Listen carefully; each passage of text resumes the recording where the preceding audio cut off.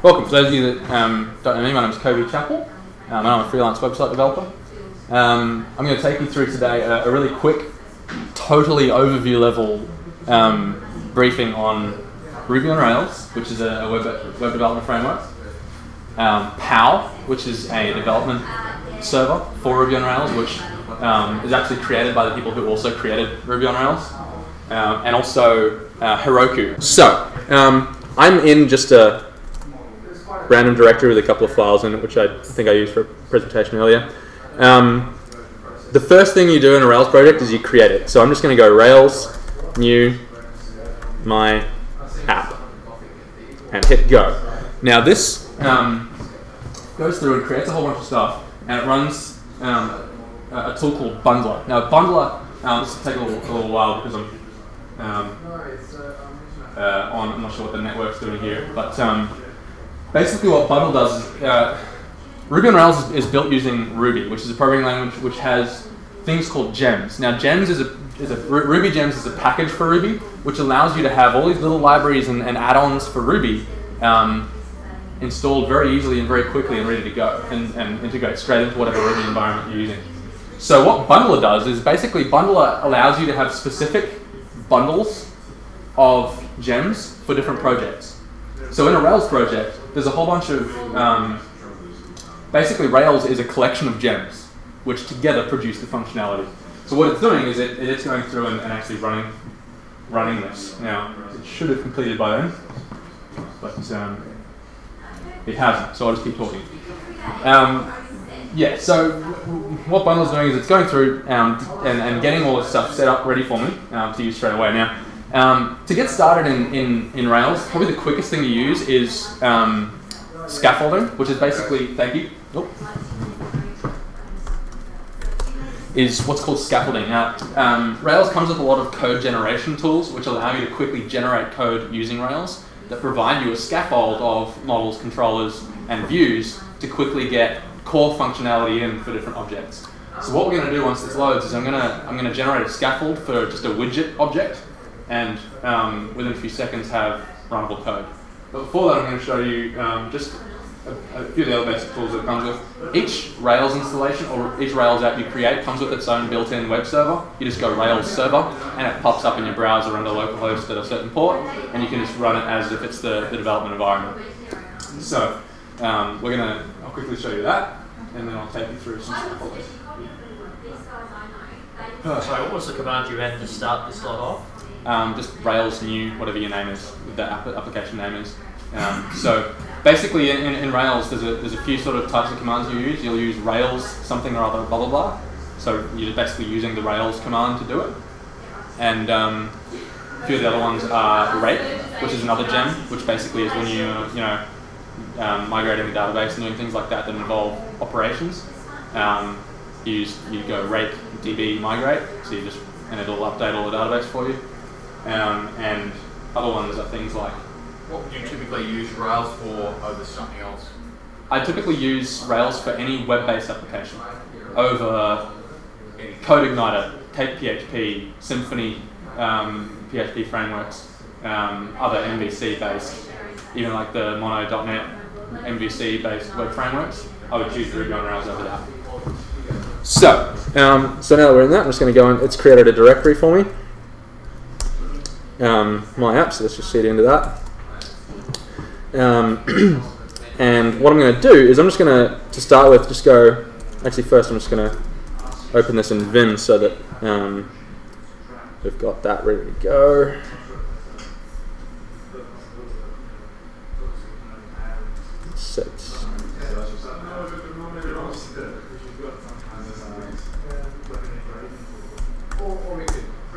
Make that nice and big.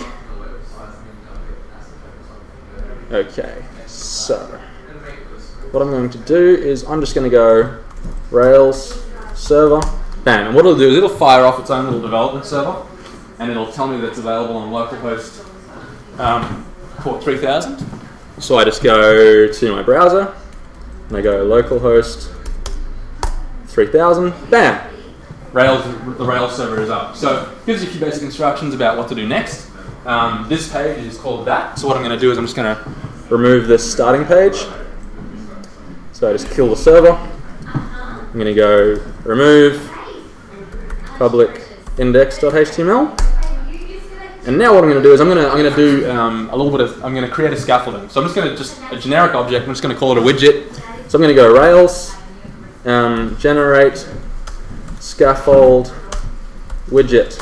So what this is doing is it's telling Rails to generate a scaffold called a widget. So the cool thing about Rails is, and Ruby in general, if you haven't used it before, is that it's almost just like writing commands. You can chain them together in all sorts of cool ways to make it just seem like a completely understandable command, without being all sorts of colons and gobbledygook that gets confusing and just gets in the way a lot of the times. So as well as a scaffold, I also need to tell it what sort of attributes this object has. So it's going to have a title, like maybe if it's a blog post, it would have a title, which is a string, and it's got a body, which is not just a string, but it's actually going to be a text area. So it's just going to call it text. I'm going to go Rails generate scaffold widget, and it's going to go and create a whole bunch of scaffolding for me. So in a second, it lists all the files that it creates. So it builds in a whole bunch of functional tests and unit tests, and it creates all this stuff for you just by default. So if you're doing test-driven development, Rails and a lot of the associated gems are perfect for it because it just generates all this stuff out of the box. So what am I doing next? What I need to do next is I need to... Sorry. What do you have now if you look at it in a browser?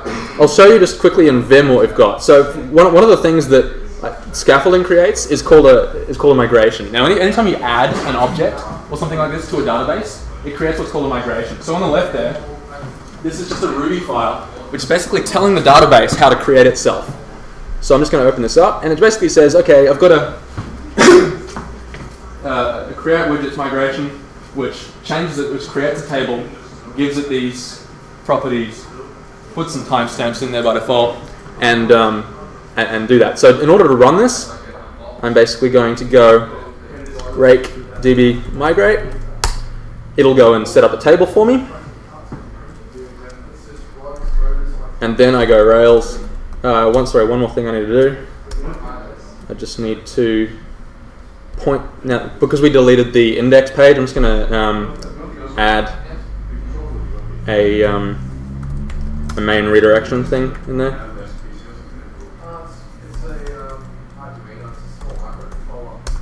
So this is the routes file. It basically contains all of the routing and URL type control for the project.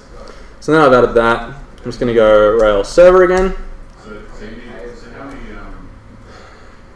And in a second, once this is up and running, I'm going to reload this. And we'll see that we've got a scaffold there with a widget. So this just creates ultra minimal CSS, but all the functionality is there. I can go new widget, widget 1 test, create, bam, it's in there. I can view a list of them. I can create a second one. Sorry, let's switch that to the side. So it's got the index, show, edit, destroy methods already in there. Create, read, update, delete. All the basic functionality you need for data resources in there. I've taken a handful of commands to get a development server and scaffolding in there for data that I can start doing and even show to someone at a URL. That's something I couldn't do with another framework that quickly. Yeah. The next thing I'm just going to show you how to do quickly is we're going to add a plugin to it. We're going to add a little bit of authentication to it. So there's just user registration and stuff. The cool thing about Ruby is that with all the gems and stuff that are available, there's a whole lot of plugins that are available for Ruby on Rails straight up. So what I'm going to do is I'm just going to go to the gem file here. I'm going to add a gem.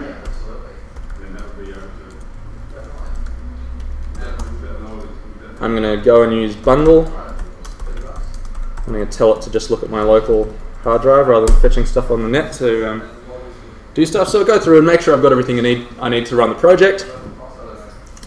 Now I can use this devise tool. So I'm going to go Rails generate devise install, which is what I needed to get this plugin installed. Thank you. And I go, where was I? Rails generate devise user to create a user authentication model. And it's created all those files for me. I'm going to update the database.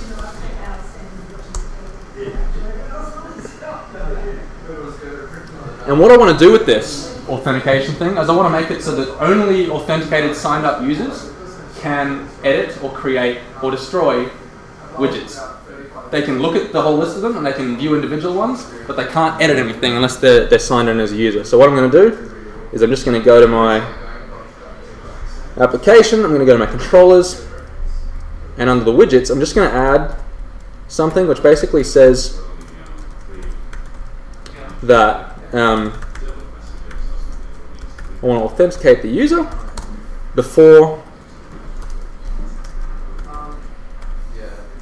everything except, for example, index and show, which themselves are just these little individual methods here, which basically are the controller in the MVC architecture. If that sounds complicated, just look up MVC on Google. So now that I've got that in there, I'm going to go Rails server, and all I'm going to do is it's the same URL. So I can still view my list of widgets, and I can go in and show them. But as soon as I go to do any potentially destructive action, like create a new one, edit one, or destroy one, it'll say, sorry, you're not logged in. We need you to sign in. So this is a pre-built library, which I've installed in a couple of seconds just for user authentication. It comes with confirmation emails if you want it to, all sorts of cool stuff, and it's all just straight out of the box. Where did it get your details? I'm signing up, so I'm not signing in. So I'm creating this, and once I do this, I can then go and create my widget. Yeah, just like normal. So Rails is a very quick way of getting rapidly producing prototypes for stuff and getting stuff up and running at a base level very quickly. And it's very customizable as well, because everything's Ruby at the end of the day. You can mix it with Rack middleware and all sorts of funky stuff, and it's fantastic. The last two things I just wanted to quickly mention are POW, which is a fantastic development server for Rails, which basically allows you to, instead of just running the server and having it at localhost, it allows you to do things like, just for example, there's a university project I did last year. Instead of having it as localhost and only being able to run one at a time, I can link up all of my Rail projects in a certain directory, and then just type in my browser whatever the name of the project is, .dev, and it'll look up my localhost thing for me and look at the specific application. So this allows you to run multiple Rails applications on your local machine at once and develop on multiple things without having to worry about the server side of things. So POW is an excellent tool. And the last thing is Heroku. This thing is fantastic if you're working with Ruby, Node.js, Clojure, or anything with Java, because it's an instant deployment stack which is completely integrated with Git. You just go Heroku create in the directory. It'll set it all up for you. Git push Heroku master, and you'll be able to go to yourapp.heroku.com and view a live production level environment stuff. This thing will scale up as you use it as well. So it's pay as you go, but the free version is excellent for development. So I hope you enjoyed that, hope you got something out of it, and go out there and create some prototypes and have fun with it.